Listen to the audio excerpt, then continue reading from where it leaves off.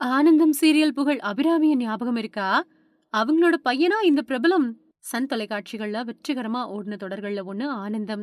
டிஜி தியாகராஜன் இயக்கத்துல சத்யஜோதி பிலிம்ஸ் தயாரிச்ச இந்த தொடர் நவம்பர் 2003வது வருஷம் ஆரம்பிக்கப்பட்டு 1297 எபிசோடுகள் வெற்றிகரமா ஒலிபரப்பாகி 2009வது வருஷம் முடிவுக்கு வந்துச்சு.